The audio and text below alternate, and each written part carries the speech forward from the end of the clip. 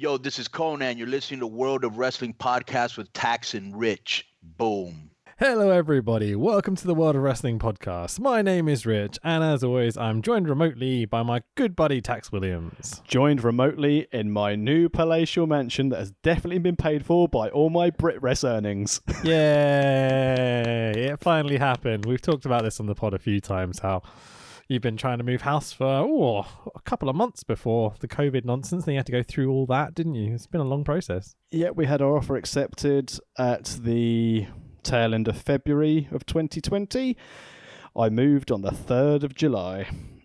It's a long time. I'm sure people have been through worse, but I've never had it be that long. I've been like a week or two at the very most.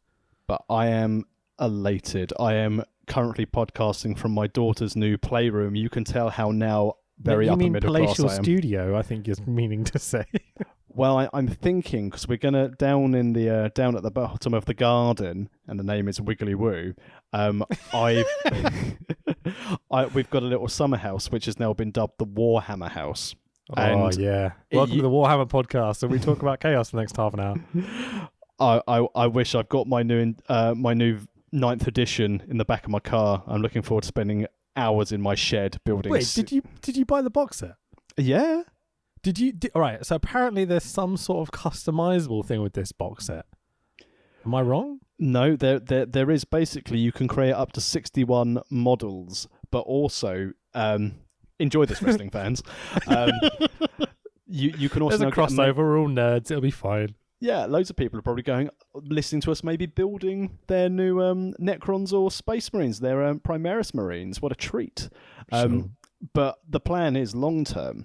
The old summer house used to have the electrics connected up to it, and it has a network point down there. So I'm thinking that is going to probably turn into my commentary studio, podcast studio, and Warhammer painting stuff, while my wife might try and put some sewing stuff in there, and it will then be in the pond. It'll be burned. I have to burn it to keep the fuel going, to keep warm in the winter when podcasting in the shed. It'll be fine. We'll take a coat and stuff and just be sneezing into microphones. It'll be great fun. Exactly, because everyone loves it. But now more so than ever, you're looking to move house. I've moved house. I've got a bigger mortgage to pay. If you like what we do, head over to amazon.co.uk. Buy a t-shirt. Just search World of Wrestling Podcast. Buy a t-shirt. Support the pod. Help me pay for the massive house. I have no idea how I'm going to afford to pay for it. Professionalism. Well done, sir. You're welcome. So, today we are doing, this is your choice, and oh my god, it was a fucking awesome choice. The Global Wrestling Federation. I'm going to add in presents the USWA question mark on the end of this, because we're going to talk about who and why. But it's the Global Wrestling Federation from June the 28th, 1992. This is 90 minutes on the WWE network, and it comes across as basically like a highlight show. But I believe this was a TV show that they put out in America. And basically, they would take these matches from these different shows they've done, and they'd construct a show which would essentially be almost the completion of one or two storylines using a lot of the same people.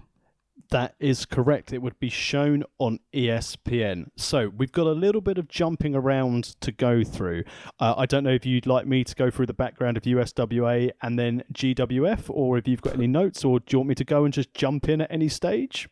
So my understanding is the USWA was pre-WCW, right?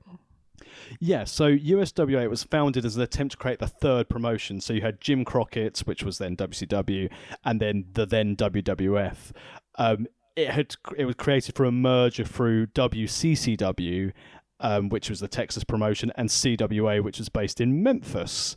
Cool. And what a surprise, if it's from Memphis, it originally promoted its shows headlined by Lawler of the King variety in Tennessee and Texas. And that was in 1989 that it was founded. Nice. The original owner, even though some of the shows were promoted by Jerry Lawler, was owned by Jerry Jarrett. This will become abundantly clear. I think you mean Jerry, Jarrett. The problem they had, Jerry. J-A-R-R-Y. Doesn't have quite the same ring to it, does it? But this was only a really short-lived sort of heyday as an attempt to try and create this mass third promotion, because in 1990, WCCW pulled out of the USWA. Yeah. And that was a 40% owned by the Von Erich family. Mm-hmm. And then it was really sort of pushed forward between Jerry Jarrett and Jerry Lawler, pushing through to Texas for the USWA. And they even had a talent exchange deal with the WWF in 1992. So when Lawler signed for WWF, lots of those wrestlers would then come down to the USWA. Yeah. But they struggled a lot with money. At the same time, in June 1991, the Global Wrestling Federation was formed, again, based in Texas. Not GFW, let's just throw it out there, because we're going to slip up over it at least once. So, not GFW, that long-lived wrestling promotion by Jeff Jarrett, who, in fairness, along with Lucha Underground, episodic, Don't say it. I know what you're going to say. Don't say it. It was bad. It was very bad. No, but the concept behind a binge eat of professional wrestling as a TV series. I mean, Lucha Underground works better because it's actually a soap opera with wrestling. Whereas GFW, Global Force Wrestling, at least it was a case of, I quite fancy watching the next episode, and then you could binge watch it like I like binge watching Nitro on the network at the moment because it's still crap. Just, binge watch Nitro or watch New Japan or something good. But I mean, whatever you want to do with your life, that's fine. I'm not against it. Just saying. But the key here, Global Wrestling Federation, the GWF, this had a TV deal with ESPN. So, quick one. Why is it GWF and not just USWA? Because they bought the rights. They essentially had a merger. They utilized the footage from these USWA shows back in 1992 to showcase these talents who would, again, based on their Texas nature, would have this little crossover between them. So basically, the USWA was having one of their main angles in the early 90s between Gentleman Chris Adams and another angle involving, guess what? Brian Christopher and not the Arsenal captain, Tony Adams, another Tony Adams. And it was splitting its time between Memphis and then Dallas's GWF. But as they were working so closely together, they got a lot of their footage behind it, and then that was showcased on ESPN as part of the Global Wrestling Federation. So these matches that are on this show, when it was broadcast, they'd be even less kind of relevant than I initially intended or implied at the beginning of the show, I guess. So they're like old matches. Yeah, they've gone for, as you said, not very current, I guess is the best way to put it. Well, this was aired in 1992, so this would have been some early USWA footage from, let's say, 89, 1990. And it's the storyline arc, as we'll get to, of Tom Pritchard against Jeff Jarrett. That's essentially the whole basis of this, and the best thing is, guys, ladies and gents, this is volume 3.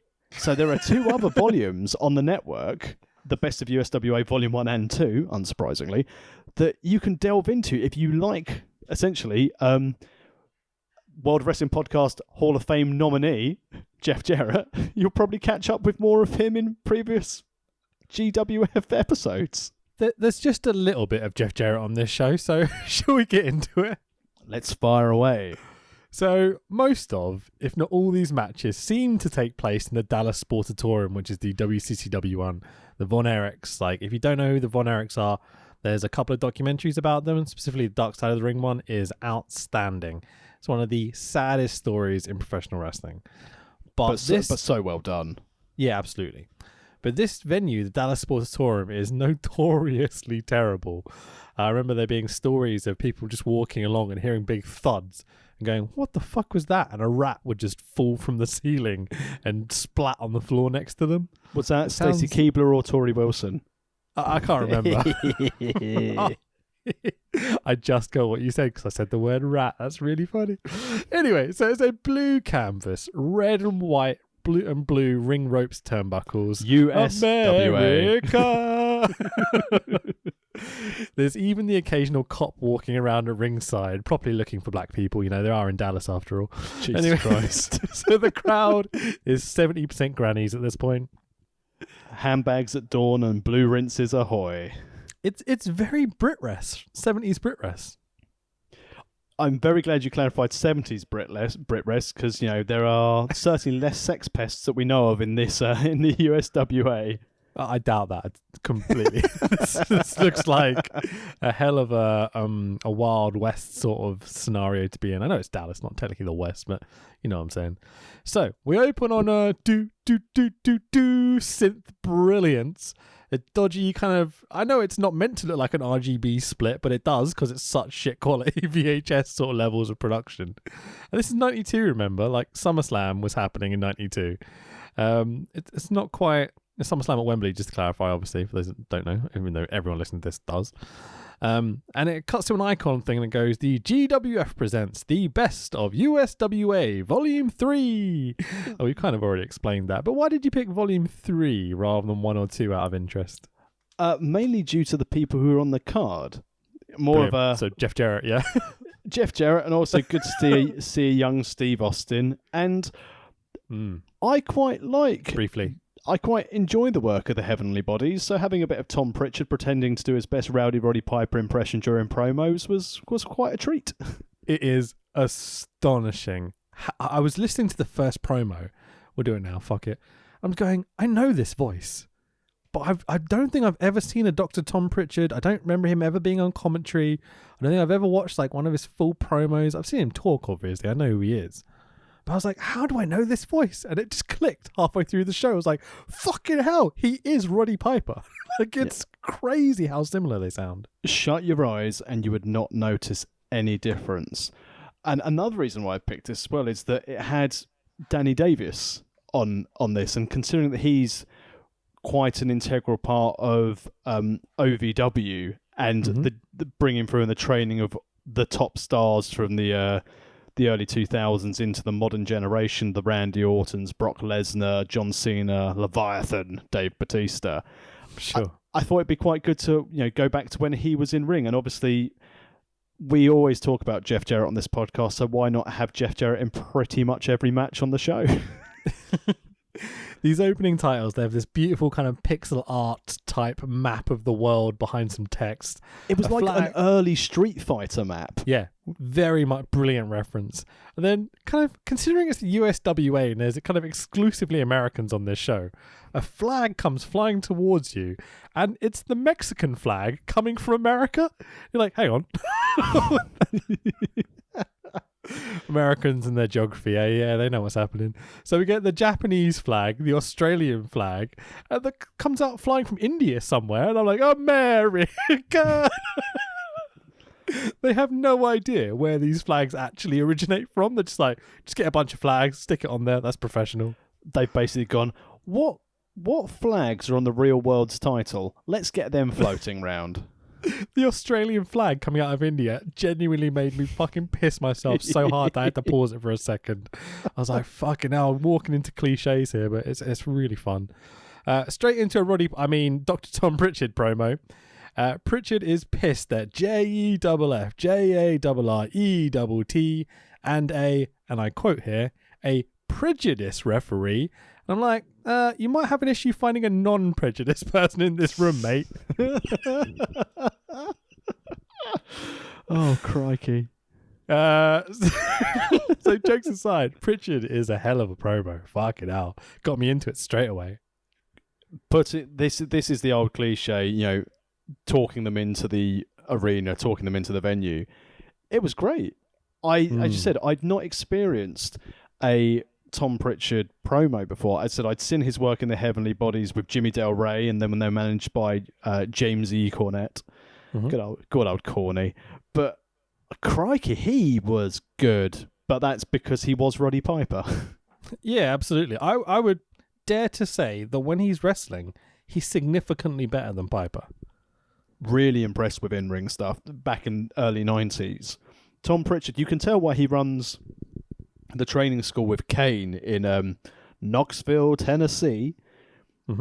I just think that And again, he was responsible for training up some of this, like Kurt Angle, Edge, Mark Henry. He's there.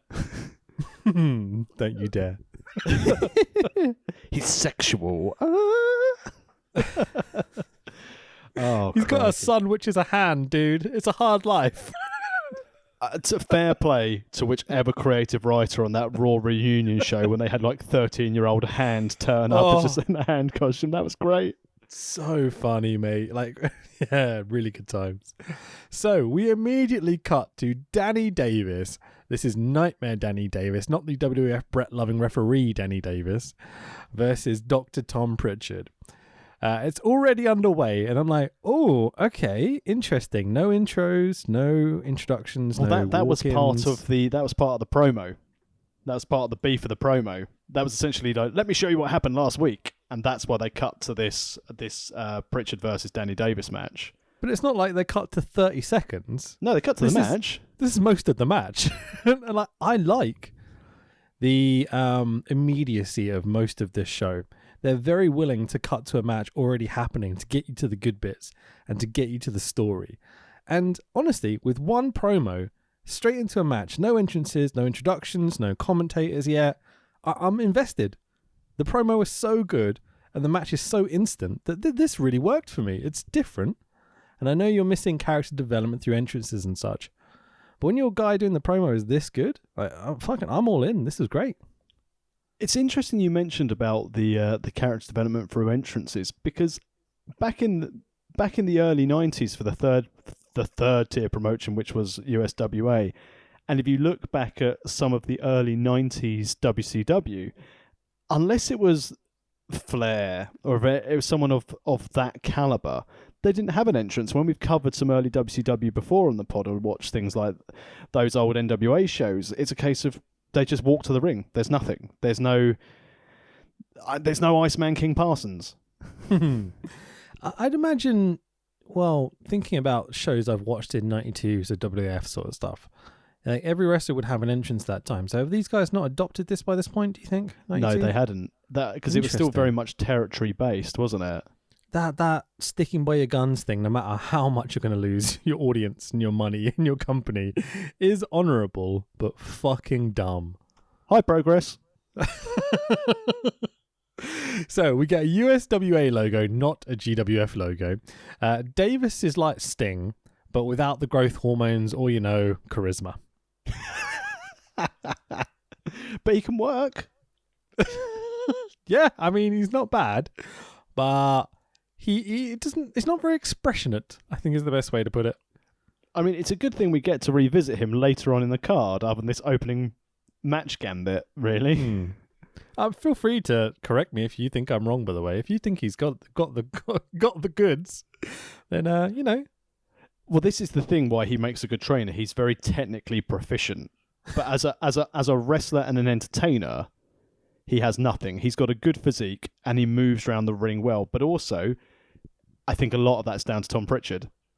Yeah, I would say that there's definitely one guy I was keeping a closer eye on in this match. And was it the guy who happened to be on commentary with Michael St. John? So, JEFF, JARRETT is on commentary. The other commentator goes, and there, the crowd coming to the support of Nightmare. Like, wait, you can't say it like that. I don't think Michael St. John was actually there. I think this was filled in with a soundboard where they just press buttons on the keyboard. Oh, the crowd are on there. Chairs, feet. It must be so hard to commentate with. Even then, I almost just spoke over you because I thought you'd finished talking. And like, imagine he talks like that in everyday life. He walks in and goes, "Hello, darling. I would like some coffee." You'd be like, what? How is this acceptable? I love the fact he was joined by Van Halen Jeff Jarrett, the best version of Jeff Jarrett we've ever had. Oh. So, do you know who Ed Kemper is? I do not know. So Ed Kemper is a serial killer, okay? I'm just saying that the referee has probably got to be on the list somewhere, right? Jesus. He looks exactly like Ed Kemper, the serial killer. So Ed Kemper's famous because he's the first guy the FBI interviewed to understand how serial killers think and why they do what they do. And he's an incredibly smart giant, but just has a screw loose. And so, decapitated his mother and fucked the skull, and they were interested in that. So don't let Vince know about this. The writing team will be all over that jazz. Jesus Christ, mate. But this referee, honestly, he is Ed Kemper. He's bigger than both the dudes in the ring. He's got the bowl cut, the little moustache. Oh, my God. He's so creepy. It's funny because in my notes, it was a case of bad booking, referee bigger than both quite big competitors. It'd be like saying basically, oh, look, here's El Gigante and he's going to start reffing in 205 Live. Yeah, it seems like an odd decision. So Davis hits a nasty looking neck breaker that Double J puts over on commentary as the ace bomb. But Pritchard gets his foot on the ropes. Pritchard wraps a chain around his fist, punches Davis. Can he do that, Joey? For the 1, 2, 3. And your winner is Dr. Tom Pritchard. Okay, before we go into the shenanigans after the match, general opinions on the match, enjoyed it? What do you think of both guys? Tom Pritchard was really impressive. Not only has he got the technical skill, but he had the charisma to back it up. And Danny Davis, as we've already covered, he's a very good he's an in-ring technician. He's nothing more than that. Sure. And also what we didn't realise at this stage is that this was for the belt. This was for the USWA Light Heavyweight Championship. That is not the last time I'm going to miss that a match is for a belt. I guarantee it. There was a lot of matches on this show. And it's about 2/3 of the way through the match, and they'll be like, "Oh, is he going to win this belt tonight?" And you're like, "Hang on, what?" We can't call it a belt.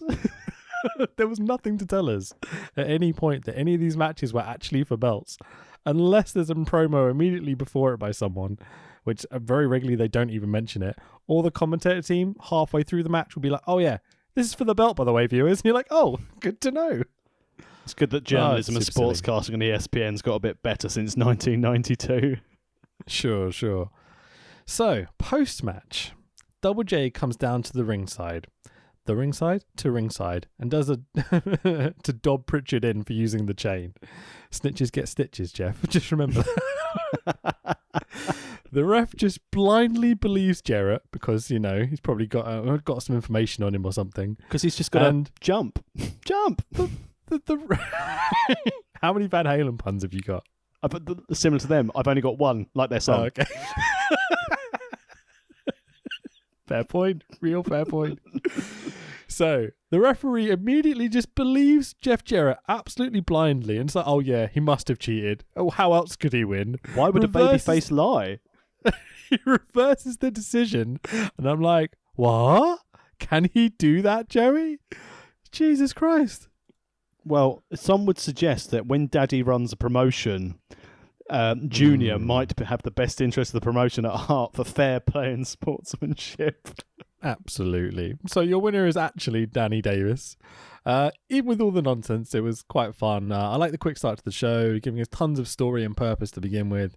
Even adding some kind of music to right at the end when Pritchard is beating up Double J after he's dobbed him in. They add music over the top of them fighting so we can cut to the next segment faster. I was like, oh, okay.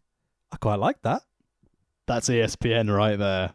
Yeah, it did feel like it. So, what have I got down here? I wrote a little note that says, I care more about this than I did about the stories, and I use that in big inverted commas, that were told at Extreme Rules the weekend just before. A man lost his eye and someone put some chicken soup in their mouth and pretended to throw up on a ramp. What are you trying to say? Oh, the eyeball. The eyeball. They blinded a man. What the fuck? Quick thing. I've only listened to a podcast of the results of Raw. Are you aware of what happened on Raw on this Monday? Excuse me. Partly because I watched a bit of the news earlier that Ollie did. So you know how Kyrie exited? Yeah, the injury angle. Right. So let me get this straight. A couple of weeks ago, someone's having their eye pushed into a steel step and Ali Black isn't going to come down and make the save. No. So someone's about to lose an eye and no one makes a save. Mm-hmm. But someone's getting beaten up backstage and Asuka loses her belt, just go and check on her mate. Just, I suppose friendship's more important than a fake toy belt. There's another layer to it in that Humberto Carrillo, by the way, best first name ever, Humberto Carrillo is now the biggest heel in the company as far as I'm concerned, because Aleister Black would always come and save him whenever he was getting beaten up. Annie Black gets his face smashed into the steps to lose his eye, and Humberto's like, nah, won't bother. I'll just stay backstage preparing for my match later. Well, he's literally ready to go backstage, fucking dickhead. The problem is Ray lost his ping pong ball, so everyone was looking for it. I mean, his eye. Oh, fucking hell. Even the swamp match, Jesus Christ. But yeah, anyway, as you said, this was already more enjoyable than 2.5 hours of Extreme Rules. Absolutely. So we get a little ad previewing the next segment after the adverts. A little promo ad, whatever you want to call it, a little graphic that says, next, it's the male. Not mailman, but the male. So MALEMAIL. You're like, okay.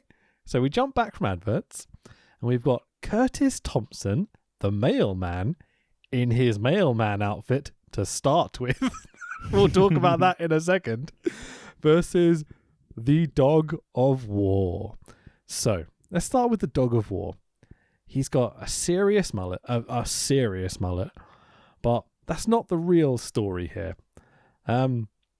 So US male Curtis Thompson whips off his mailman cosplay to reveal luminous pink early 90s trunks that are right up there.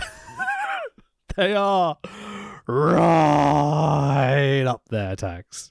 The ladies of Dallas were having a field day. Crikey. What a cheese grater. How far are his trunks up his ass? Up to the small intestine. Oh, Jesus Christ. So, do you want to describe the Dog of War? His face looks really good, reflecting the bright pink pants of Curtis Thompson. This dude's had a few beers on his way to the match, hasn't he? Oh my God. This is very much like... it's like someone tried to train up one-man gang. But not really well. There is no real words to describe me spit my coffee out back into my mug. That's gross. There is no real way to describe the Dog of War when I just keep fixating on the mailman. So on commentary, as there's kind of a running theme, we either get Jeff Jarrett or Tom Pritchard. So Tom Pritchard is talking lots and loudly on commentary. He's dominating the other commentator, and it's bloody great. I have one description of Thompson that I wasn't sure I'm allowed to say on the podcast, so I'll say it and you can judge, okay? Okay. Thompson looks a bit like the mentally disabled older brother of the Ultimate Warrior.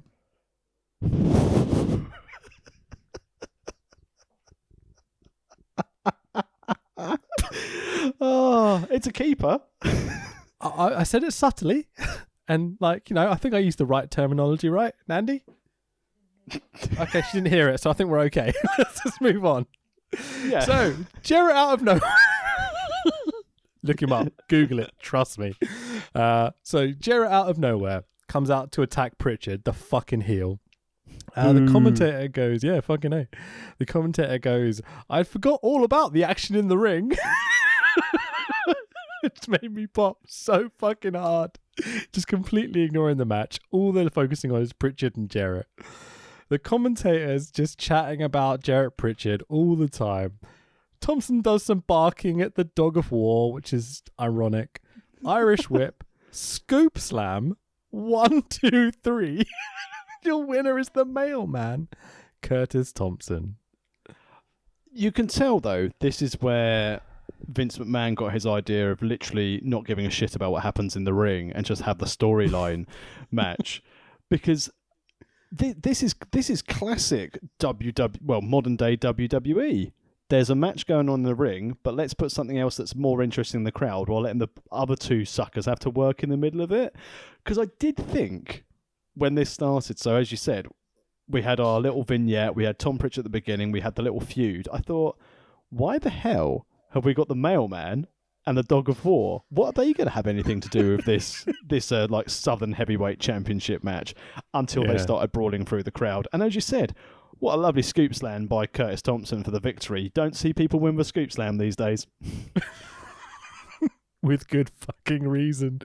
Anyway, next up, the same graphic as we had for the last ad breaks, is the big guy. And I'm like, Ryback's here? Feed me more. This is about to get good. So we come back from the ads. And next up, well, it's Jeff Jarrett, right? Versus Awesome Kong. At this stage, I thought, bloody hell, intergender match in the USWA. Imagine how good that match would be. Just Kong beating the fuck out of Jeff Jarrett for like an hour. I'd pay to watch it. Absolutely. But this is not that Awesome Kong. Okay, well, it's a fucking white, hairy dude who's massive. But the real story, again, there's always something with these matches, is neither of these wrestlers matter. What matters is Awesome Kong's manager, JC Ice. Apparently, okay, on the title it reads with JC, and in I can't say it, in speech quotes it says the Ice Baby. I'm like, what is this gimmick? Again, I did look at the match listings, and if you are wanting to see what Awesome Kong, proper Awesome Kong, pre-Karma, was, then Awesome Kong features in both Volume 1 and Volume 2. Oh, on the website, you mean? You've got the wrong Awesome Kong. No, well, it's in the GWF, the USWA Best of Volumes 1 and 2. There features more. So, fucking hell. So, Jarrett is wearing zebra print with luminous green highlights and tights. And I'm like, ooh, that's, that's nice. Awesome Kong has a manager. Who's the JC guy? All right, I've tried to describe this as best I can, okay? Stick with me here. So, it's the rare combination of a mullet with the word ice shaved into the side, with a rat's tail and a moustache. And you're like, whoa, that's a good start. Okay, so, I mean, this dedication to the gimmick is incredible. But this guy has to go food shopping looking like this. Commitment to the gimmick. Or Awesome Kong was like maybe a delivery driver and just bought him his food so he didn't have to go out in public looking like this. I fucking wouldn't. Jesus Christ. So this guy's wearing a polka dot shirt. He has luminous green Zumba pants on with what seem to be Saved by the Bell opening graphics printed onto it. It's fucking amazing. I could not take my eyes off this manager. Doing everything that a heel manager needs to do. Look obnoxious, act obnoxious, and also be the sort of person you look at and go, I can beat the shit out of you and you look like a tit. Absolutely, mate. So Awesome Kong is a big hairy man with an S&M slave black mask thing. Oh, hang on, wait, sorry, have I just put a picture of me up on the Discord? Well, you may as well, because, I mean, the boots he's wearing, I was instantly like, tax gimmick infringement here. If they were orange, they would be your boots. Out flipping rageous. So it's at this point that I noticed the bleachers opposite the hard cam, and this is the Sportatorium, so like half the arena is just like cheap bleachers.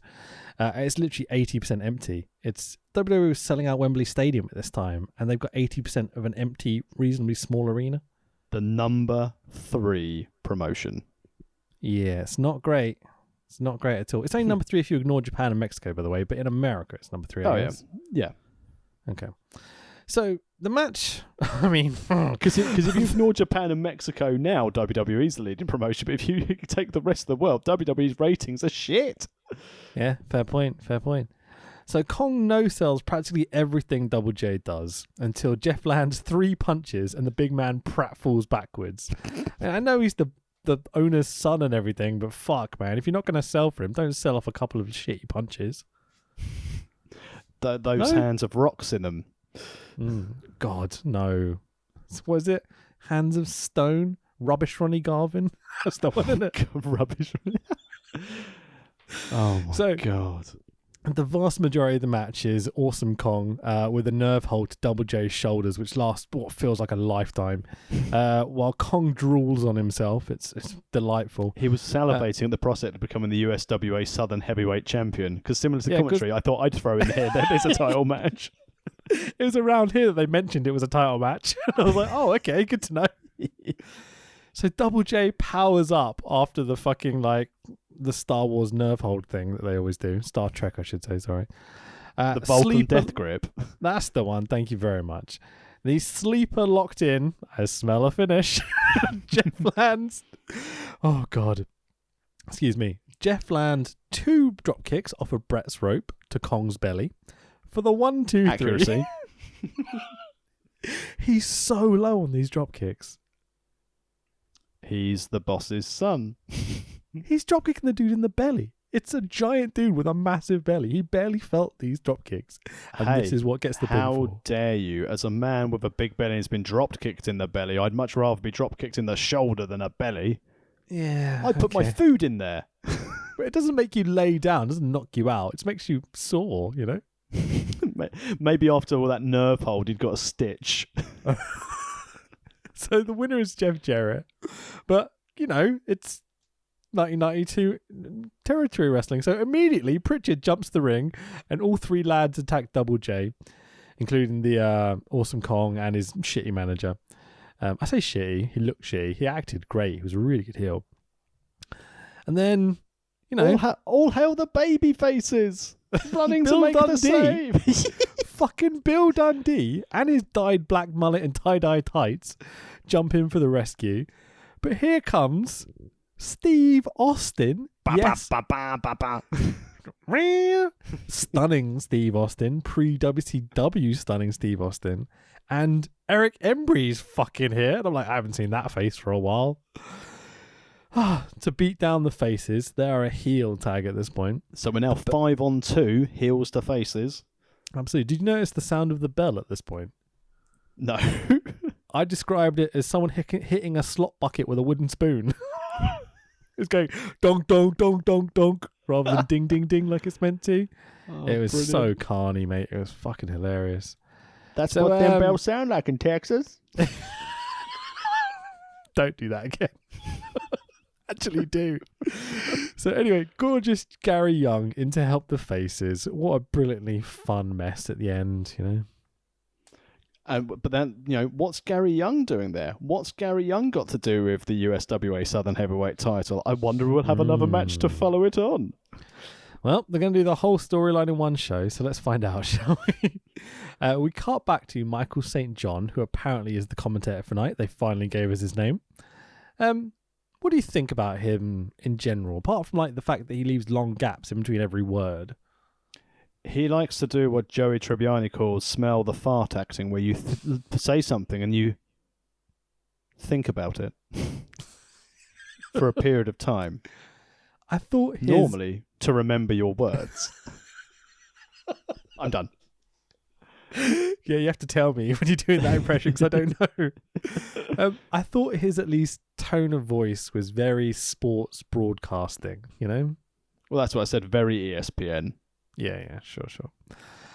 Anyway, so he's chatting about a new light heavyweight championship match between Danny Davis and a, quote, Mexican champion, who apparently is El Grande Piscalero. He's definitely quite pissy. And, this is the USWA, GWF, whatever you want to call. So we join the match already in progress. It's a, I think, light heavyweight championship match with making his hotly anticipated return to the podcast from 2 seconds ago was Nightmare Danny Davis versus El Grande Piscalero. Would you like to know a bit of background knowledge about El Grande Pistolero? Piscalero. Pissy Guerrero. Well, let me tell you the Guerreros, Let me tell you. No, Chavo. Fair point. Chavo, then Pissy Guerrero, then Chavo Classic. But Pissy Hey, Guerrero, Chavo Classo is the gobbledygooker. Don't you dare. but he was also known as Gypsy Joe, and he No way. so this is the Tennessee guy who did the Japanese deathmatch circuits in the 80s and 90s. That's who was under the hood. The guy that got stabbed by fucking New Jack. Yep. No way.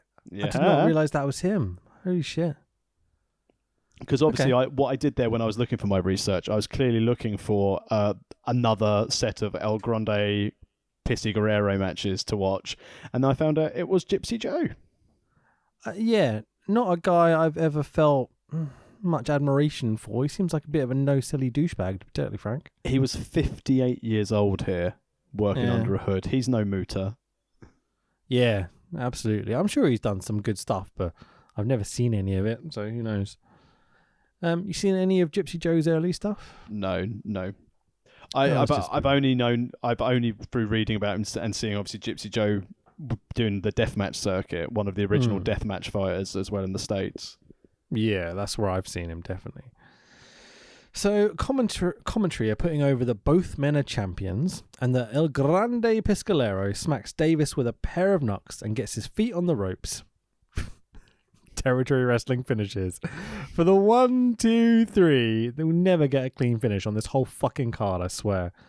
And the winner and new, what is it, light heavyweight championship? Here's USWA, the new GWF? USWA light heavyweight champion. Okay, is El Grande Piscolero. Pissy little what's it? But fuck all that shit. We've got a Bill Dundee tag match to get to.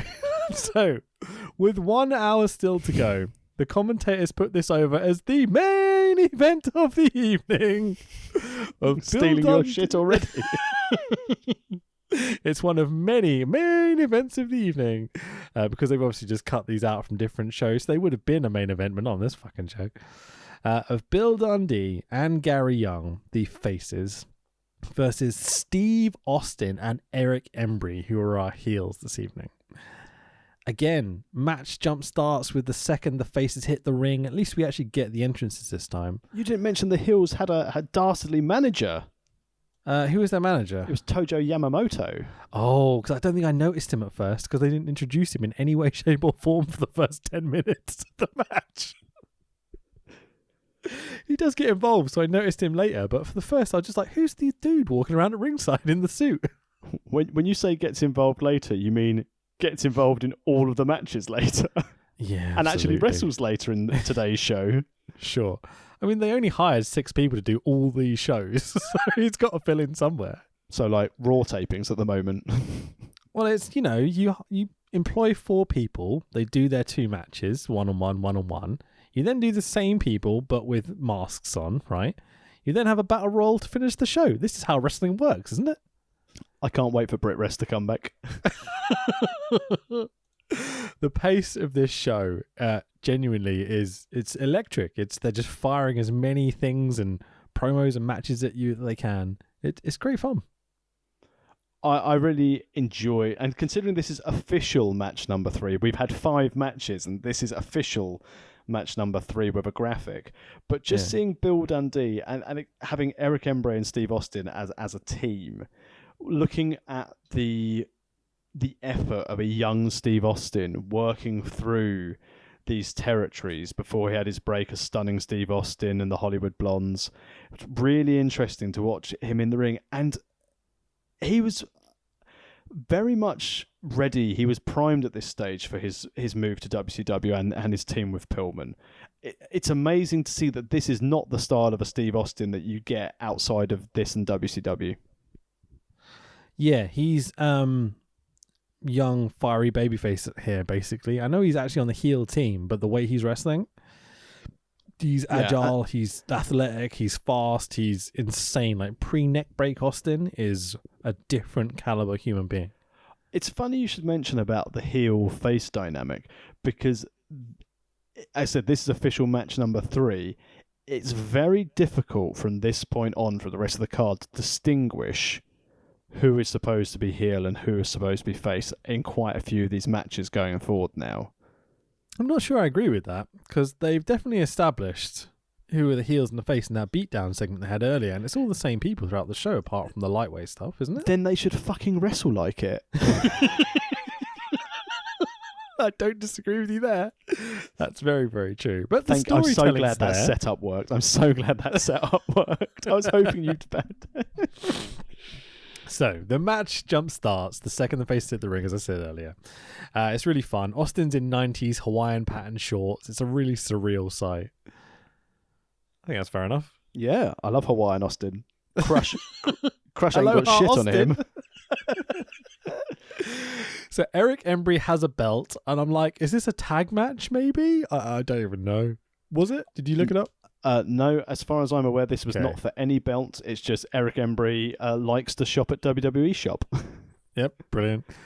There's a bit in this match where they wrestle to the outside, which happens a lot in these matches, by the way. We're skipping over the action because it's 92 USWA. Just like, if you want to watch people throwing punches and doing Irish whips into a clothesline, feel free to go watch this show, but I'm not going to fucking describe it for you. I will describe exactly what we see in every single match now. Imagine a Royal Rumble. That is it, without the spots. An occasional scoop slam, or maybe a suplex, or maybe a springboard off a Brett's rope, you know? Don't give away the finishers for every match. So, the camera turns as they're brawling around this ringside, and it shows the side of the arena that the hard cam is on, and it is literally empty. And I just, super cringe moment. At this stage, I also sent a quick email to 5-Star and said, is this how you based your TV model on? I mean, the arena here, this is the Sportatorium, the famous Dallas Sportatorium that had the Von Erichsons sold out night after night, and the Freebirds, and, it invented wrestling television production here.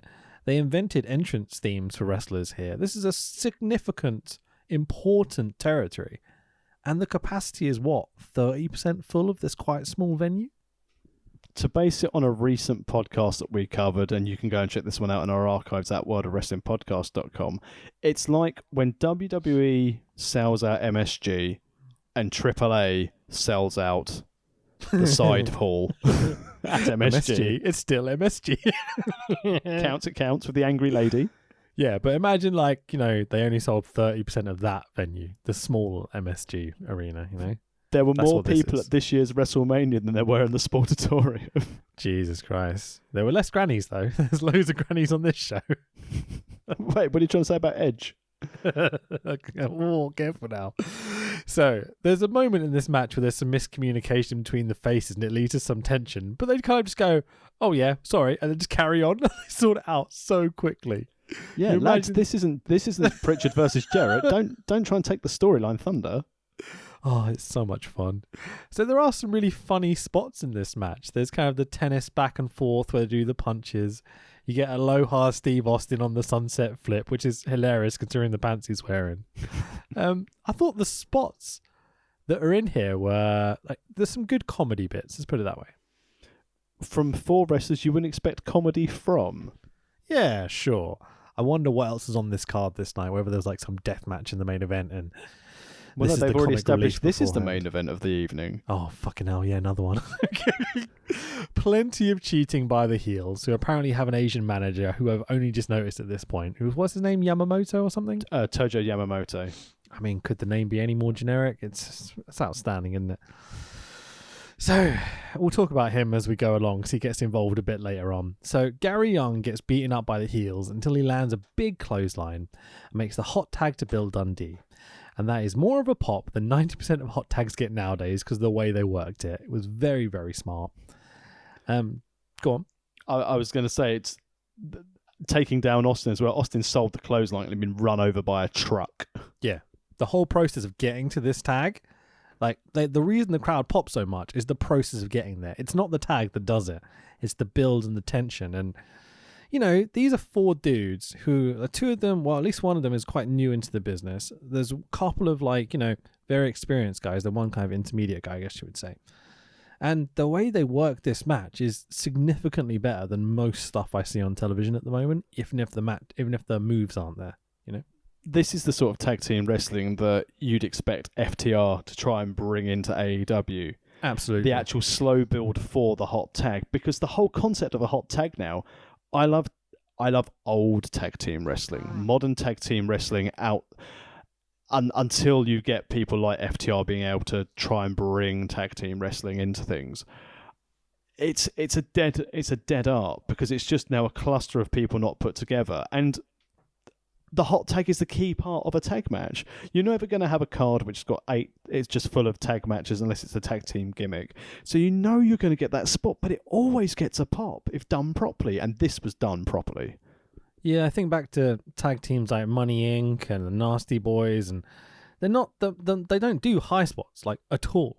But every single match, I go away going, "Oh, I really care about this," and it's nice to see that coming back to wrestling. Even with Natural Disasters, when they worked as a face team and they got a hot tag when Earthquake tagged in Typhoon, and the crowd would erupt. You think about the size of Typhoon and how he looks and everything, and he's the guy taking all the heat and selling, and he does it brilliantly. To gain sympathy for being such a much larger competitor than his opponents is an absolute art, but also something that could potentially damage people like the Big Show. Sure. But anyway, back to the proper wrestling. Excuse me. Dundee hops up to this Brett's rope, does a crossbody for the 1, 2, 3. It works because of the momentum of getting there, but again, the finish feels a bit weak. It's not Macho doing an elbow off the top. It's not Hogan building to the leg drop or whatever. It's a crossbody off the second rope. It's like, yeah, cool. Every 5 years, people got higher up. So, early 90s, middle rope. 95, top rope. 2000s, scaffold towers, ladders. And I was going to make a Teddy Hart joke there about the high bit, but let's just move on. Fuck it. So the winners are Dundee and Young. The heels handcuff the faces to the ropes because, fuck clean finishes, and then proceed to beat them down.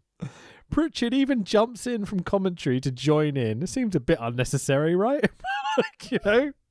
It's what it is. Got to get the story over. Yeah, exactly. Tom Pritchard's there. Even Kong's pikey manager is back out to do it as well. I'm like, what's happening? Everyone's got a payday. This is probably one of my favourite segments on this show. I thought it was really funny. I loved seeing Austin. I love the comedy. I really enjoyed it. Great tag match. Great. Again, it's what you'd expect from 90s wrestling and 90s tag team wrestling. Well formulated. Nothing really chat home about. Nothing you go, oh, I definitely recommend you watch this match. You will learn something from it, unless you want to learn the concept of a hot tag. Yep. But yeah, solid outing. Absolutely. And Hawaiian shorts, always a plus. So, I'm gonna get you some Hawaiian shorts for the next pod. Thanks, mate. I had a pair that I used to wear when I was in a punk band just to piss people off, because people would come up to you and be like, dude, those shorts are really fucking ugly. And I'm like, yeah, so what? I hope your response was, so's your mum. Well, they're all like cool skater kids coming to punk shows. And I'm like, you're not punks. You know what punk is, you fucking dicks. Anyway, let's move on. So next up, I think, is a light heavyweight championship match. Who knows? Making their hotly anticipated return to the podcasts. It's the Nightmare Danny Davis. And also making his return to the podcast is El Grande Pisilero. It's almost like we've already had this match on the podcast. Oh, it's great. When this came up, I was like, oh, I see. So we're not going to get any other wrestlers. That's it for the night. It's just going to be these guys on repeat. Interesting concept. I think the whole idea of, oh, look, he won the title in slightly dubious means. Let's have the rematch, because I'm sure the television audience will think that the wrong will be, the wrong will be righted. That's such bad description. No, you bang on. You know how I was like, Davis is a bit like Sting, but without the charisma and the growth hormones and everything else, Here he's wearing gold and black zebra print tights. I'm like, oh, those are special. He found them in Jeff Jarrett's bag. Well, this is obviously what faces have to use in 92, right? Luminous colours or gold or silver and some sort of zebra print. How else would we know he's a face? Yeah, Surfer Sting was definitely not over at this time. Not nicking his gimmick in any way, shape or form. Yeah, the referee that's on the list is back for this match, by the way. You know, this light heavyweight match where these dudes are even smaller, so it looks like they're being, you know, refereed by a giant in the ring. These two basically just stiff the shit out of each other and kind of do standing and staring for most of the match. Bit of a hammerlock fest. You know, Steve Austin, Taka Michinoku, light heavyweight classics, you know. Not Steve Austin, but you know what I mean. I'd love to see Steve Austin and Taka in a light heavyweight classic. Double kip up. I mean, on this show, Steve's like the young, agile, lighter-weight guy, you know? He's not fucking Awesome Kong. Yeah, also Steve Austin is about 30 years younger than most of the competitors on this card in the early 90s. Absolutely. Blah, blah, blah. So Davis uses a chair on Piscalero. Can he do that, Joey? Yeah, I thought he was the face in the last match. Right in front of the ref. One of the camera ops... Oh, just lost my note. Fuck it out. Hold on. One of the camera ops walks into shot. He's wearing bright orange and white zebra prints. And I'm like, oh, it must be a face then. That was Jeff Jarrett holding the camera. Because again, it's crew and wrestlers. By the way, whenever I describe someone wearing shorts or trousers, they're always Zumbas because it's 92. And the Road Warriors are making a shitload of money by selling people trousers. It's fucking hilarious. Anyway, this finish, Tax. I mean, wow. This finish. Would you like me to describe it and then you can say what you think? Yeah, go on then. I mean, I really hope you can get over the flamboyance and the panache that is this finishing sequence. Piscilero is no selling being punched in the corner. You're like, right. Great start. Piscilero grabs a leg while still no selling punches to the face. It's just being punched in the face. You're like, I'm just going to grab your leg, mate. Do you mind? The king of props himself. Sorry. Oh, fuck's sake. The king props him. I'm calling him the king at this point, by the way. So the king props himself up on Danny Davis, who's now laying on his back. Piscilero, Mr. King himself, leans gently against the ropes for the 1, 2, 3. Like, what just happened? It's God, if you're describing it like flamboyantly, it's a single leg takedown. Well, exactly. While he's avoiding punches for a cheating grab the ropes pinfall. But that's not what happened. No, the flamboyant way was it's a fantastic, like, classic catch as catch can, single leg takedown, using the feet on the ropes to assist with the leverage of the cover for the 1, 2, 3, and still USWA light heavyweight champion. But that is not what we got. No. Go on.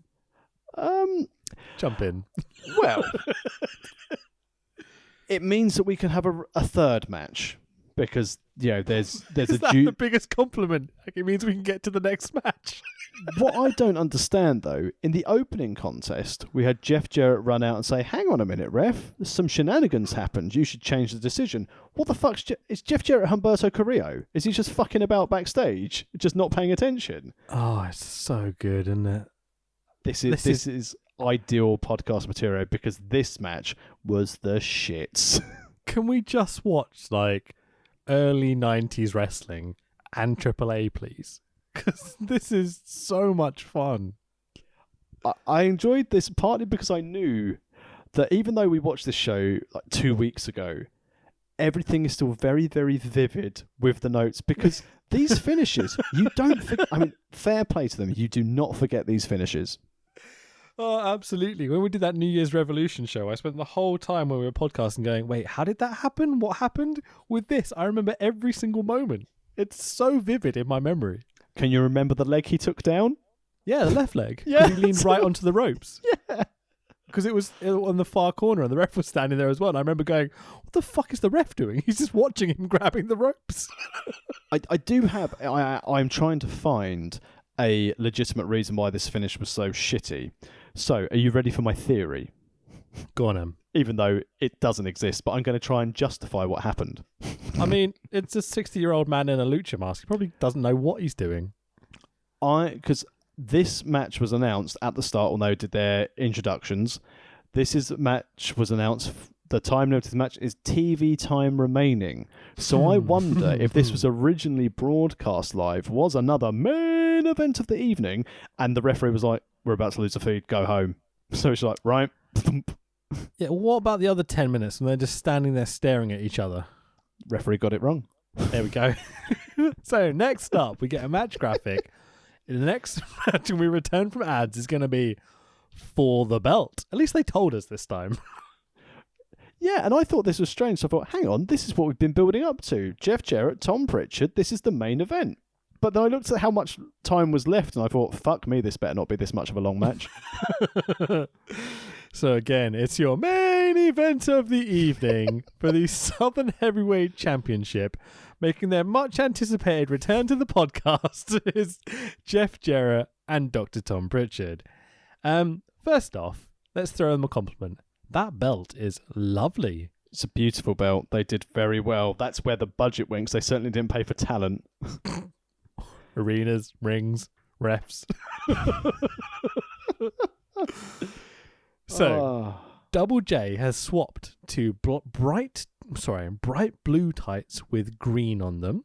Stinger. I was going to say, like, if you combine Joker and Superman together, I think that's pretty accurate. But no zebra print. And I'm like, how will we know he's a face? Oh, crikey. Well, he doesn't want to be seen potentially losing his belt, not wearing proper face colours, just in case he needs to save face. Spoilers, but yeah, okay. We've been building up the anticipation for this match the whole time. We just gave away the spoiler of the introduction. Well, I said he could. You've technically given away the spoiler. Oh, fuck off. So Pritchard is amazing here. He's such a good heel. He's complaining. He's shouting at the fans. He always gets the better of Jeff every time they lock up in this match. And I'm like, fucking hell. Like, there's a brilliant way that I heard, what was it, a sports thing referred to once? That it was like, he's the mountain for Jeff to climb. Yeah. And like, I think that's just a beautiful way of summing it up, you know? That's not my words, it's someone else's. When watching Tom Pritchard during this, I started thinking, look at these mannerisms. And I look at MJF and how he interacts with the crowd and is always talking trash to the crowd. He's a proper heel. He is absolutely not liked. But one question I do have to ask, so obviously this is 92. When did Tom Pritchard get his doctorate? I was going to ask. I don't know. I certainly know his brother doesn't have one. Fucking hell. Does that dude want to lie more on podcasts? Like, really? Bruce Pritchard. He's upset the real world's champion this week, so, we've got to support our own Nick Aldis. God, yeah, and his superstar country singer wife, Mickey James. I heard she also wrestles. Which is a shame, because genuinely, she's one of the better female wrestlers of that generation. I remember when she came in against Trish, the first little feud they did, and thinking that, wow, this is a beautiful woman who's also a fucking amazing wrestler. Like, you used to get one or the other back in WWE all the years back. You know? Yeah. But even now, to the fact that her and Trish had a spot that's still edited off the network for that Mania moment. And no fan will ever forget it because it was so fucking hilariously good, yeah? Yes. I remember it happening live. We used to watch it. Do you remember at the Beer Cart Arms, there was a DJ called Gaz? Yes. Okay, so we were at his house because it's just in the little bit as I can't remember. See, I'm so tired. The bit as you come out of Canterbury, he used to live there with a bunch of people we knew. And so we always used to go watch the pay-per-views together because they had neighbours that just didn't care. I think one of them was like a deaf old lady or whatever. And so we'd end up screaming. I remember that happening, and I was sitting in like the back of like 3 sofas, and everyone stood up and was like, "What the fuck just happened?" Like, it was a good moment. And then one of your friends turned around and was like, "Mickey just fingered Trish." on WrestleMania. Like, hang on. The and stories, then licked her fingers. And the stories which you hear backstage, Vince McMahon hated it. Vince McMahon should have loved that shit. I say that's right up his street, isn't it? It's right up my street. Yeah, fucking A. So, you know how the Young Bucks, the Lucha Bros, etc., they do tag team wrestling. Then there's like FTR, you know? Yeah. So what I've put here is that, like, that's the former, and like Gargano and Ciampa sorry. If Gargano and Ciampa are the former, to me, this is the latter. You know, there's no high spots. It's smart. It's intelligent. It's a really, really good heel. And I love the babyface. And it's just fucking perfect.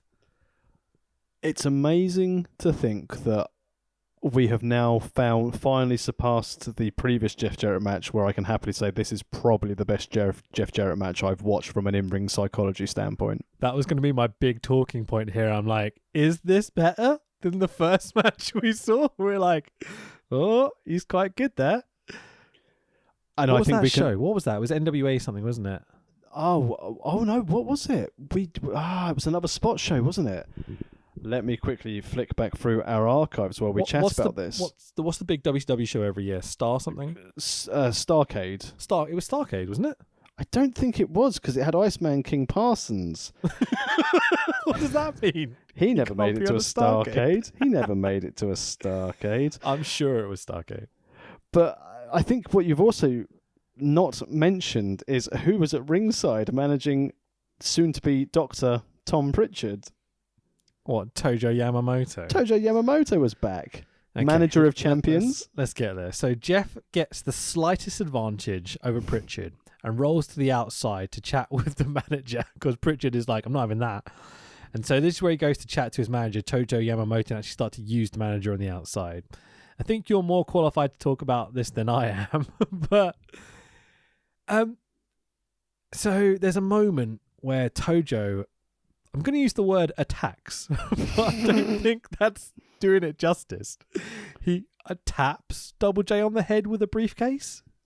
He gently caresses Double J with what can only be described as a briefcase. Who sells it like he's been shot. He looked like he went down like he'd just had a rocket launcher fired at his face. But seeing these grannies want to attack this Asian man in 92 on the outside of the ring, you're like, geez, these southern states do not move forward very fast, do they? Not in the slightest. No. I mean, it worked. They got heel heat. It was certainly... Well, yeah, exactly, yeah. It did what it was meant to do. But you can see why there's not a lot of people in the crowd if this is the caliber of story you're going for.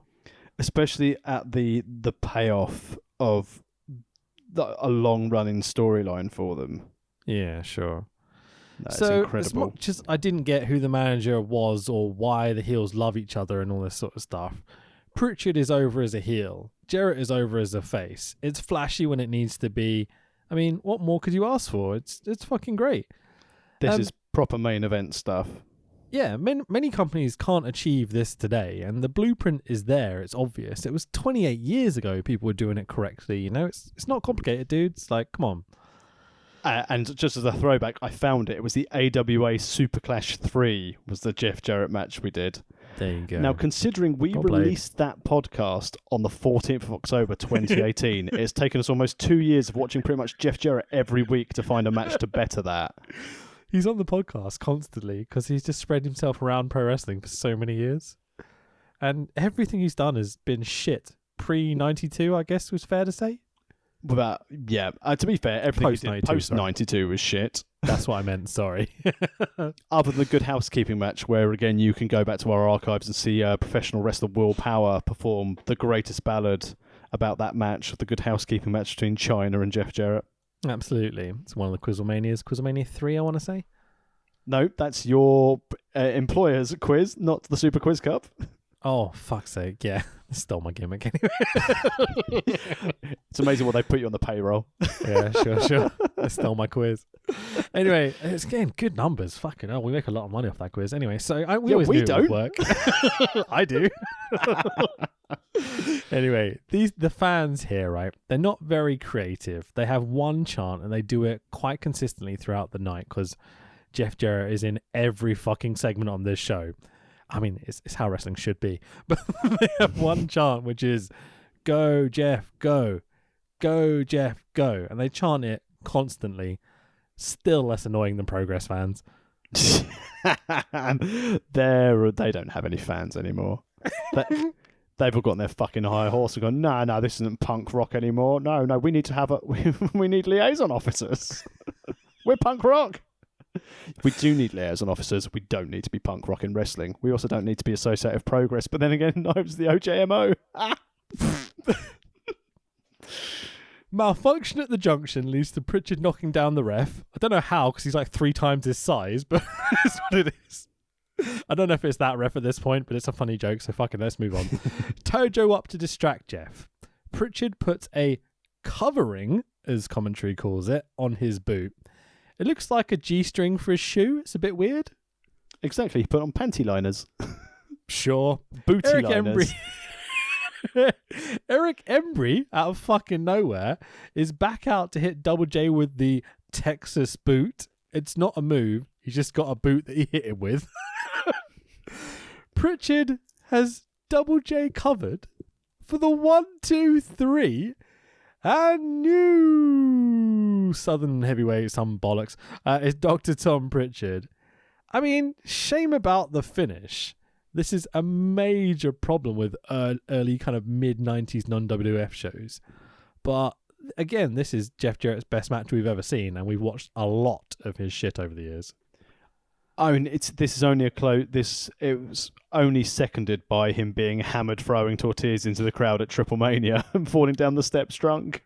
Absolutely, man. That's sad, but funny. This is good, but kind of funny at times. You know, the problem you have here is going backwards. It's similar to what we always say about the Mexican promotions, though. It's run by a few families. So rather than having the top heel go over without a shitty finish, he has to make the babyface look, well, not hurt by having a clean pinfall. But saying that...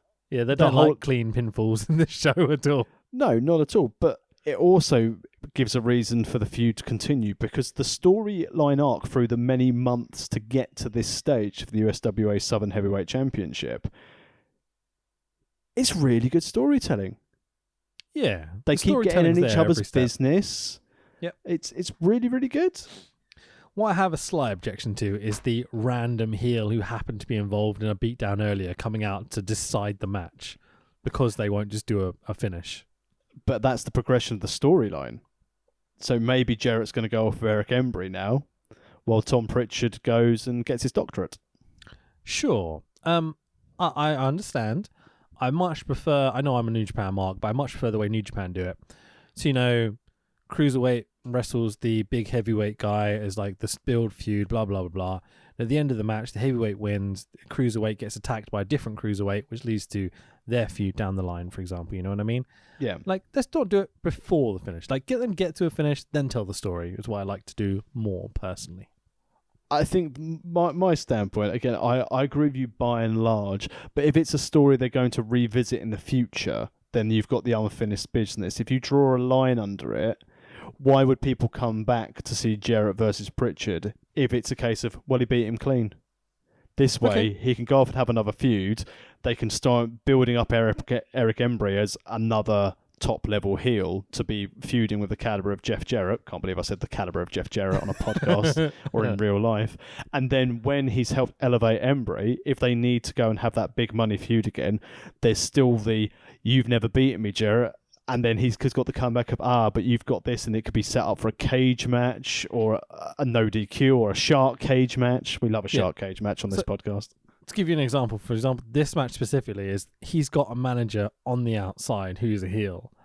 You could just done that with that and then move the guy in afterwards. But I know what you're saying. Like, I'm just very aware that I think one of the major problems with non-WF industry, territory, like the southern states, a lot of them specifically, that's unfair because there's Minnesota and Chicago and everything else as well. So the territory system at this time, no one did clean finishes, and it damages it strongly, man.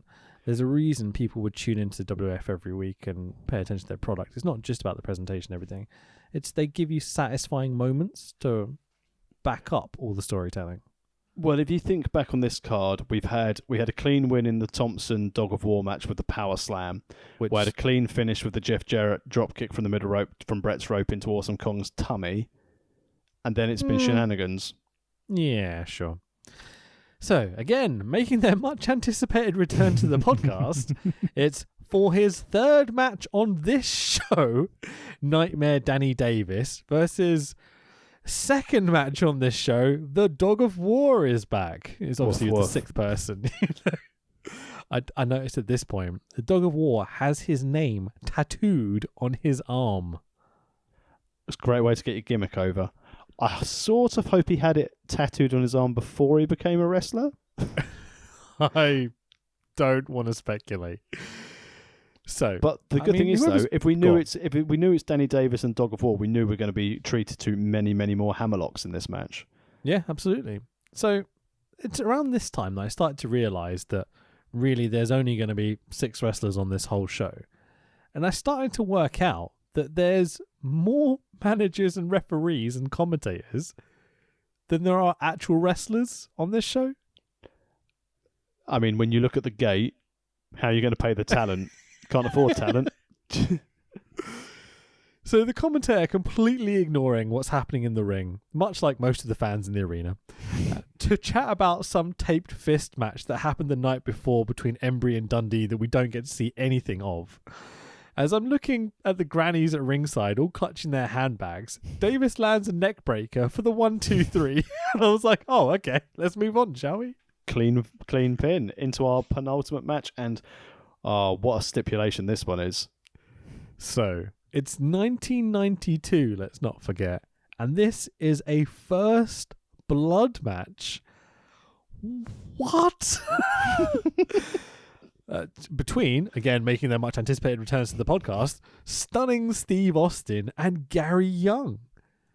And I'm like, okay, I'm in. Let's do it. Stone Cold Steve Austin in the first blood match. When's the next one? 97, I think? 98? It's against Kane, because they had Kane with a mask, wasn't it? So it's like, how will we ever see him bleed? Absolutely. It's where Kane wins the belt, isn't it? For 24 hours. Yeah, and then it's put up the next night with Austin jumping off that little beer truck over him and the Undertaker and things like that, isn't it? I think. Yeah, I feel like they made a mistake and booked him in a match they couldn't work their way out of, and so had to give Kane the belt for 24 hours. Yeah. I always felt sorry for Kane in that scenario. But he's used his platform for good as the mayor of Knoxville, Tennessee. Sometimes seeing him not wearing a mask. Fucking, you've worn a mask your whole career, Kane. Fucking wear a mask. So, I've always loved how Austin oversells when he's a heel. He is amazingly fun here. He's pratfalling around the ring, flopping over the commentary desk. He's brilliant, mate. He's Ric Flair versus Jesse Ventura when it comes to selling in his heel mode. Perfect. Really good description. These two lads brawl into the very empty bleachers. The commentator bails into the crowd at one point, which I thought was hilarious, because he then finds himself a seat. He's got plenty to pick from. And the chats to the people at ringside. It's not like he's holding the mic and he's going, "Sir, isn't this match amazing?" And then continue to talk into the mic. He's then handing the mic to the crowd members and going, "What do you think?" And a crowd member responds, "Duh, this is great." Legitimately, that's what he says. It's so funny. That's the caliber of attendee you get at the Sportatorium. Oh, fucking hell. It was around here when they cut to a shot of the crowd, and it was a guy with a mullet and a trucker cap with no teeth and cross-eyed, and I was like, fucking hell. Progress fans. So they've just been drinking all their energy drinks. Oh, it was also this match that I noticed the use of gaffer tape. Don't diss the use of gaffer tape. Gaffer tape has helped many a ring crew. Dude, this is holding the arena also, together at this point of this show. And also gaffer taping Batista to a ring post once for a wrestling finish for John Cena and Batista. But I noticed the commentary desk is gaffer taped. Someone went through it. You saw someone take their head to the commentary desk earlier in the show. They're not going to repair that table.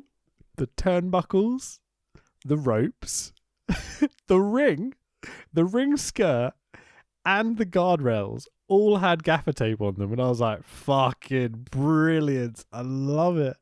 So Brit cardy. Rest. Tex Res. Someone needs to make a t-shirt. Tex Rest. Just gaffer tape everywhere. So the Texas Hangmen, sorry. Two of the lads from earlier in Masks has to be right. This is Brit Rest, yeah? Of course. Randomly do a run-in. El Grande Pissy Guerrero. To cause a super schmoz. The commentator tells us this is, get this, another main event tax. I mean, there's no blood. It's a DQ finish in a just first ends. blood match. In a fucking first blood match. Can he do that, Joey? Could I mention Seth Rollins with a hammer? A comedy mallet, a fairground mallet. This My is the favourite bit level. with that match is when he came out. Sorry, you're talking about the Hell in a Cell, aren't you? Yeah. Go on, carry on. Not the one where Bray Wyatt suddenly just appears from behind the speakers and kills him, which was great. I was thinking like coming out for the eye match with a pair of fucking like plumbing pliers. And I'm like, hey, that's not how you remove an eye, dude. You want like a melon baller or something. He's been to Vision Express. Laser eye surgery. Get both eyes done for 500 quid. Fuck you know. But yeah, this finish, we were talking about schmozzy finish. You've promised the first blood match, and now there's been a disqualification in a first blood match. So there's been no blood, and it's a DQ. So Gary Young wins via DQ.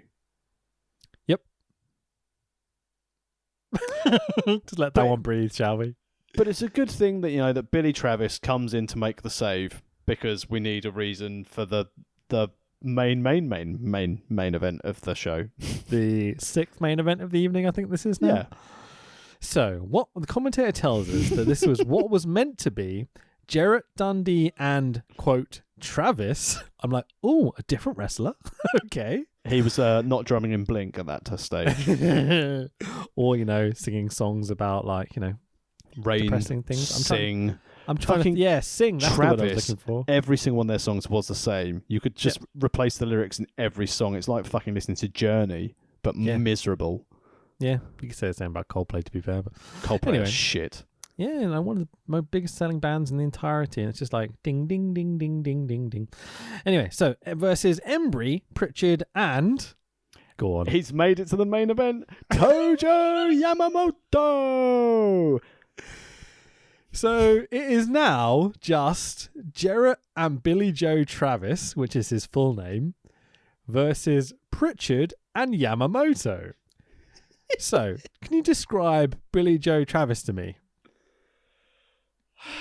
I was really hoping you were going to ask me to describe Yamamoto. Well, you can if you want to. Well, I will. Tojo Yamamoto. Sorry, the way you said it. Tojo Yamamoto. Sadly, is no longer with us. He died in 1992, so shortly after this show. Are you serious? Yeah. He died in 92? He died in 1992, Oh, 19th of February. I feel bad now. This the whole match, I've just got jokes. I don't have any of the spots. Just think of an Asian version of George the Animal Steel, and that is how I would describe the face of Tojo Yamamoto. That's pretty accurate. He's a less stiff than George. He was incredible. But did you know he was a one-time NWA tag team champion? Of course he was. Yeah. He never won a singles title. He was always a tag champion.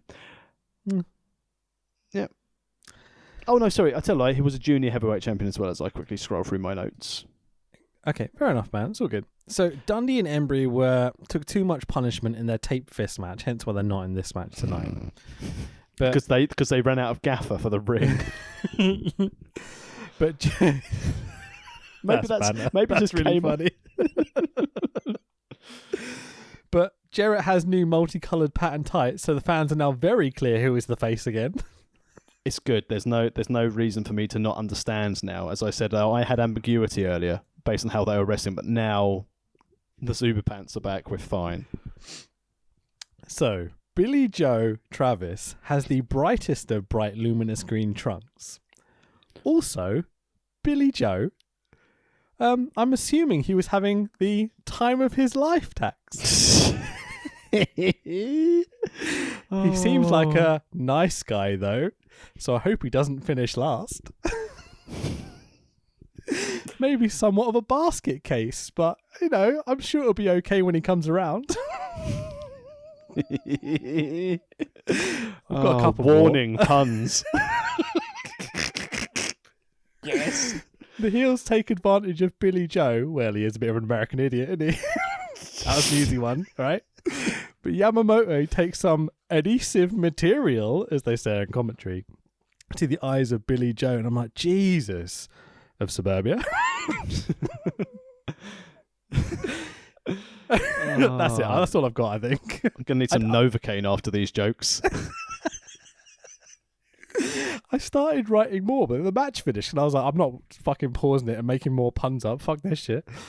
Are you telling me that Billy Joe Travis and Jeff Jarrett didn't take these boys to the Boulevard of Broken Dreams and back? Ah, there you go. They were having a real holiday of it. Fuck, we could do this all night. There's like people that were born after 1990 that have no fucking clue what we're talking about right now. Billy Joe I'm trying not to. Hits a suplex, makes the tag, mashes him up into a brain stew of some description. Hey. The grannies go mad for your boy Double J getting the hot tag. Crucifix rolled through into a pin. The commentator goes, rolling cradle into a sunset flip. And I'm like, it fucking wasn't. Only a minority felt that was a different type of move. Yeah.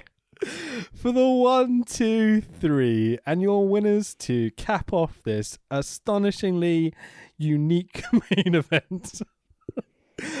Double J, Jaiiet, and Billy Joe from Green Day, Travis.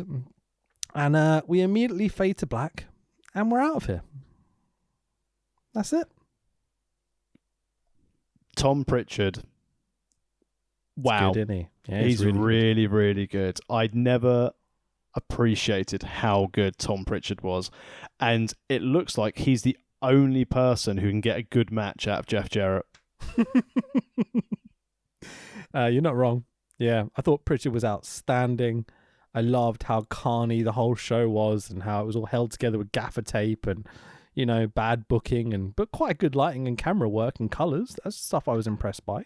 Yeah, in fairness, the production value for something that was in 92, I had no beef with this. Yeah, I mean, I have a few, but I know what you mean. It's not WWF. It could never be. They don't have the money. They don't have the production, the team, whatever it is. But Dallas is notorious for being one of the first companies to bring these production bits to wrestling. The entrance themes, the lighting, the high-level cameras and stuff. And it's just like they haven't updated them for the past 10 years since they invented how to do it. And this is when you mention this. So one of the things in the research I was doing for the GWF is that they were notable. They were known in their original form for broadcast innovations, such as acknowledging other promotions within their broadcast, hence the merge across. And also they had a lot more behind the scenes footage and news segments. So they were one of the first promotions to start bringing in this level as part of their broadcast television outside of, I think, WWE. But from a Texas standpoint, for a low budget promotion, they had all of that. But they then had the issue when what was his name? I wrote it down. So there was Joe Pedicino and I think it was Max Andrews who ran it. But Pedicino and one of the other founders left, and they took the money with them essentially. So that left to Eddie Gilbert, who was booking in GWF at the time, leaving. And he also nicked the belt when he left. No way. He basically walked out with the North American Championship, defended Do you it. mean Southern American? No, because Eddie Gilbert at the time took the North American, the GWF North American, because obviously we've been looking at the USWA bits. Okay, I see what you're saying. And then he made a few defenses of the title in the USWA, and he called it the GWF Heavyweight Championship, even though he'd been stripped of the belt. He just carried on wrestling with the belt. But the Global Wrestling Federation was sued in 1992 as well by the WWF. Wow, what for? Because they felt the use of the word global was in the same definition as the word world. Jeez, so please tell me they did not win that. I haven't seen the result. in my research. It's just they sued them. I tell you what, though, I've tried to keep a few things to it. WWF sues GWF. So let's see if I can find who won. This it was last updated on the United States Patent and Trademarks Office. This opposition. Interesting. It was the board decision. It was sustained. What does that mean? I think the application expired, so they didn't win. So that's good. Good. It probably helped bankrupt them eventually. Oh, but, I think there was a set. So reading into it more, it was the appeal was abandoned after inter-parties decision, which means I assume they made a little settlement out of it. But unfortunately, so USWA closed in 1996 in front of 372 fans in Memphis, paying a total gate of $1,800. Damn. And that was at the Big One flea market. Of course. Yeah. Of course it was. And then, amazing. So that was the end of the USWA. And after GWF folded, Jim Crockett Jr. brought the NWA back to the Sportatorium. And that, again, only lasted a year. Which is now knocked down, unfortunately. So it's not even somewhere we can, pilgrimage to or something. But it's interesting that ESPN still holds all the rights to the GWF tape library. And they still show in the States on ESPN Classics.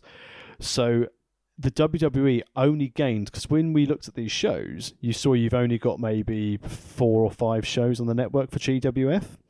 That's because WWE have not been able to acquire the rights to all of these. And considering that they bought the USWA or the WCCW stuff, that's when they got these best of shows, because technically it's the footage owned by the USWA, so they could use this global, the GWF stuff. But a lot of the other GWF stuff is still under ESPN's banner. It's a very grey area, isn't it? Because I'm not quite sure who owns what or who sold who to what and things like this. It gets very confusing. Right from the beginning, I was like, this is terrible branding. But before we draw a line under GWF, a lot of people in the modern times say, I like wrestling in the 90s because you only had 2 or 3 championships. Well, even though we were covering USWA, GWF had a few titles, and I shall name some of them now. The GWF North American Championship, the television. Can I guess some before you get into there? Actually, yeah, no, fire away. Go for it. I bet firstly they have a Texas-based belt and a Memphis-based belt. I bet they also have, weirdly, a middleweight belt. And I bet they have some sort of weird tag belts. So it'll be like NWA Junior Mid-Atlantic junior belts or something. Or like 3-person tag junior belts or something crazy like that. Because I know Fritz loved the gimmick. And I know they love the gimmick in Memphis as well. So I bet there's some really weird shit on here. So I'm intrigued to see if I'm correct at any point. Well, you were correct with the USWA side of things. So USWA had a world title, tag titles, television titles, junior heavyweight, middleweight champion. Yeah, middleweight, got one. That's a weird belt to have, isn't it? Texas heavyweight championship. Okay, Texas base, good. Southern Heavyweight Championship. That's close enough to Memphis. And the USWA's Women's Championship to give the men something to do. Sure. However, there are some absolute gems in the GWF title stable. So remember, WWF at the time had WWF title, IC belt, tag straps. Yeah, that was it, wasn't it? There's nothing else. Back in 92, that's nothing else. Until Ric Flair bought in the real world title. But they had the GWF North American Heavyweight Championship, the Television Championship, another Texas Heavyweight Championship. 2 of them, I love it. Get ready for the best one, which no one would have ever guessed. The GWF Brass Knuckles Championship. Oh, outstanding. They also had a light heavyweight, a tag belt, and they also had a Commonwealth Championship. I love those ones, Commonwealth. So that's our belt, right? But basically, the Brass Knuckles Championship was the hardcore belt. Oh, cool. That sounds like fun. And in its time, there were 2 champions. Wait, all the at whole house lineage shows. of the title is 2 people? Well, let me tell you the title history of this belt. Back in 1992, the belt was first won on the 28th of February 1992 at a house show, and it was won in a battle royal by Black Bart eliminating Bill Irwin. Then is that no? I don't know who Bill Irwin is. And then 28 days later, good film, probably. I've never watched it. It's a film. It is a good film. Bill Irwin beats Black Bart in a first blood match to win the hardcore match, and then the belt was retired on the same day. Oh, that's a shame. Blatantly TV or some pussies jumped in and been like, nah, I'm not doing that. But do you know who Bill Irwin was? Because as you mentioned, who mentioned Bill Irwin? No. It was the Goon. Oh, okay. I know who that is. Yeah, sure. So there we go. A lovely trip. One of the things I enjoyed most about the show is just going through and finding these little tenuous, these little links, etc. to everything. And if you're interested, again, take it for what you will. On the USWA Wikipedia page, it's got a list of all the alumni who have wrestled in the USWA. Is the list like 10 people? No, the list is huge. I know, but just because of this show, there was only like 6 people wrestling. Basically, every single wrestler in the world has wrestled in the USWA, apparently. But Yeah, what I think I'm going to start doing with a lot of these shows we go to and look at the active roster, I'm going to become one of those pricks who keep updating Wikipedia pages. So I'm now going to add myself to the alumni of the USWA. Can we add like all our friends as well? Can we add like you and Wicked? Finally, we'll get that Wikipedia page up together. But this was a fun show. I mean, Tom Pritchard was an absolute delight to watch on this show, and the fact he got some good wrestling out of Jeff Jarrett. I mean, it's a shame Awesome Kong couldn't get some good wrestling out of Jeff Jarrett. But this was... I love that match. It was super stupid. And again, just the psychology of the hot tag in the main event, before the main event, before the main event. Yeah. What's the main event and the other 2 main events? This was essentially the wrestling that when we went to go and watch stuff as kids, this is the sort of shit we were having in leisure centres. Yeah, absolutely. I remember Kung Fu doing like 5 matches in one night, for the, oh my God, what's the famous British touring company? All Star. All Star, yeah. Yeah, Kung Fu would come out and this, very white Birmingham dude in the Kung Fu gear. Great. Anyway, so in terms of what I thought about this is overall, I liked that the characters were right up front. Everyone had established characters. It was pretty much solid heel face characters, at least. It was really, really fast paced. I really enjoyed that. It made me think that Raw and SmackDown feel very slow compared to this. And it's like 26 years ago. Really sluggish. Raw and SmackDown should not feel slow week to week. It's because it's 3 fucking hours every time. Anyway, packed this full show of action. covered 4 months. Yeah, absolutely, mate. Packed full of action, great audio quality, which is surprising for an indie in 92. Like, usually it's terrible audio. So whatever they're doing, like, they perfected it. And it's got to give them a lot of credit for the production levels. And even though Michael St. John didn't have the best commentary voice, his voice didn't annoy me for much of the show. Done. Mainly because we've got Bruce Pritchard doing his best Piper impression. I can't do that voice. Anyway, just imagine Roddy Piper commentating a show. You're like, yeah, that's this, because Pritchard's constantly on commentary. It's a shame it was the same bunch of wrestlers over and over again. I would have liked to have seen some other names and other gimmicks and stuff that we could talk about, but it is what it is. Well, like Curtis Thompson, the mailman. And, Billy Joe Armstrong. I mean, whatever his name was up there. My favourite part about this show is that the stories were front and centre, backed up by some genuinely talented wrestlers. Like seeing Austin, Pritchard and Double J on this show, I thought they were all really fucking good. And to be fair, Young Embry and Dundee, who were the other 3 that are constantly wrestling on this, were entertaining enough, And they had a good cast of main eventers and a good supporting cast, and then some absolute shit, which you'd expect from people like Awesome Kong and Dog of War. Yeah, you could say it was full of dookie. Let's leave it at that, because these puns aren't going to get any better than that. All right. So cornflakes, go on.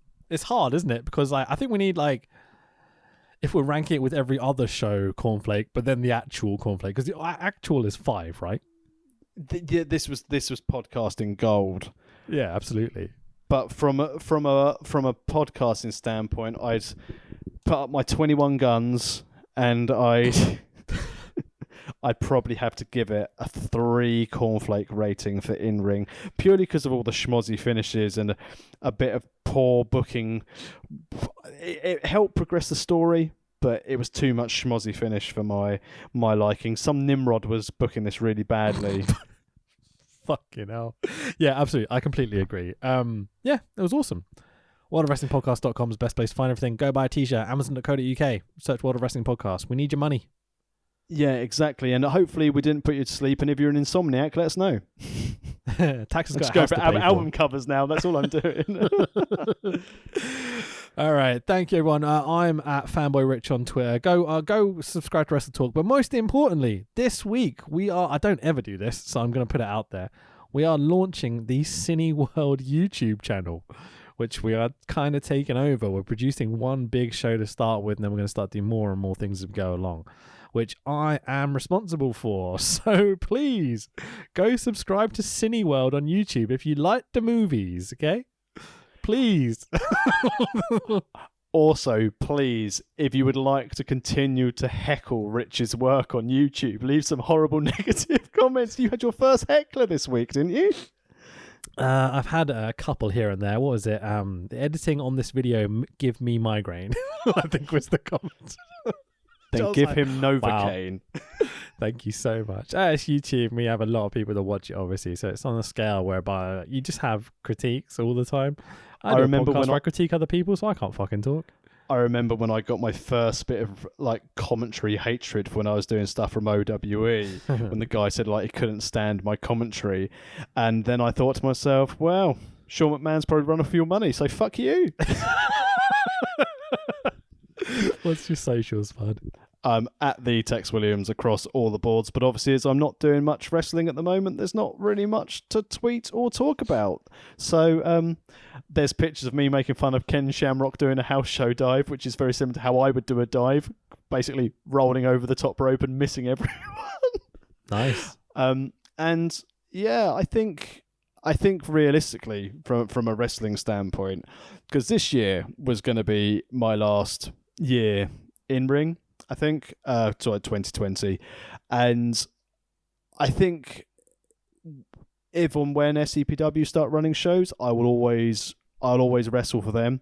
But I think realistically my future in wrestling is going to be as commentary going forward, because obviously I can do it at shows, I can do it remotely, I can keep things going. And also booking a theatre Amdram comedy wrestling show, right? We're going to do that. Well, hopefully, come Christmas, provided we can do I love things coming at Christmas. Sorry. You said it up, I had to knock it out. Go on, carry on. It's not WrestleMania 2000. We don't knock anything out to that. But provided we can have audiences, I think that we will definitely have some kind of festive wrestling entertainment. Sounds fun. All right, which is going to be entitled as a rough working title, Tax Williams wins the world title because he's writing the fucking panto. Can I have a belt for doing nothing? There's a Huss and Hart belt. You can have that. Who's got that currently? Keith Chaos. Yeah, I'll fuck him up, don't worry. He doesn't listen to the joking. pod. I'm joking. Actually, neither does Vega. So fuck you, Vega. Oh, I like Vega. I mean, he's horrible. He's a heel. He's not a really nice person. Yeah. The pantomime will probably base around me versus Vega. Sounds great. I'm in. Right, let's leave it there. I'm so tired. I've got work to do still. Cool. Thanks for listening, everyone. Yeah, it's nice to be back. We took a week off because obviously, stuff got busy. But we're going to try and keep this as regular as possible because it makes me happy. I love doing it. Yeah. Very quickly before we go, what are we covering next week? Let's discuss this and it'll be a surprise. Make sure Wrestling you subscribe. Of some sort. Make sure you subscribe. Wait. No, let's do it on the pod. Fuck it. Are we getting together next week? Of course. Well, subject to any local lockdowns, we'll get together next week and we'll do a socially distant pod in person. Okay. In that case, I'm going to announce it now, and I'm hoping you're going to agree with me because I know you're going to want to watch this. Next week, we are finally, after months of teasing it, we are going to start our Brett versus Owen trilogy with WrestleMania 10. Oh, yes. Let's fucking go. I cannot wait. It's been a long time since I watched that show, and it's one of my all-time favorites. We really need to stop podcasting good wrestling, though, so we might have set ourselves up for a fall here. Did you forget what happens at WrestleMania 10? Well, think about it. It's not just good. Maybe that should be the tagline. WrestleMania 10. It's not just good. All right, let's leave it there. Bye, everyone. Cool. Bye-bye. See you next week.